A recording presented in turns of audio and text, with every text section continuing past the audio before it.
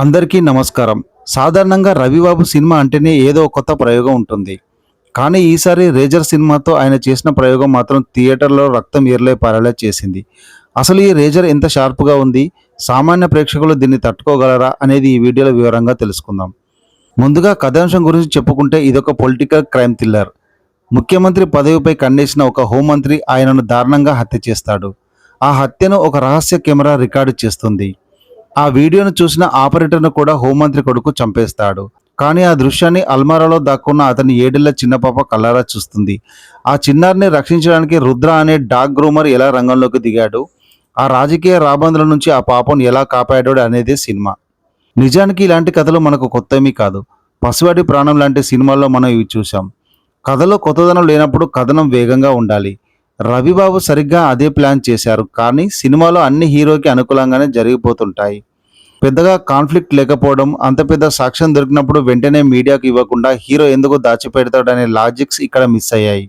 ఇక ఈ సినిమా గురించి ముఖ్యంగా చెప్పుకోవాల్సింది ఇందులోని హింస గురించి. ఈ మధ్యకాలంలో ఇండియన్ స్క్రీన్ మీద ఇంతటి గోర్ మనం ఏ సినిమాలో చూసి ఉండం. వింత ఆయుధాలతో శత్రువుల్ని చంపుతుంటే అవి ఊహకు కూడా అందవు. గ్రాఫిక్స్ ద్వారా చూపించిన ఆ రక్తపాతం, నరికేసిన శరీర భాగాలు చూస్తుంటే వెన్నులో వణుకు పుడుతుంది. సినిమా మొత్తం గ్యాప్ లేకుండా యాక్షన్తో నింపేశారు.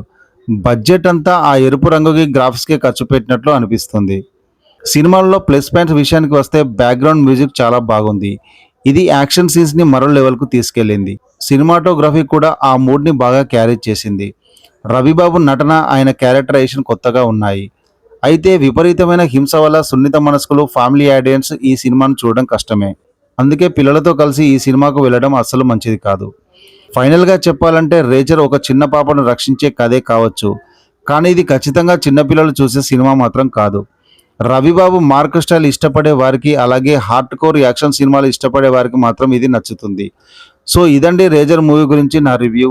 ఈ వీడియో మీకు నచ్చితే లైక్ చేయండి, షేర్ చేయండి. మీరు సినిమా చూస్తుంటే మీకు ఏమనిపించిందో కింద కామెంట్ చేయండి.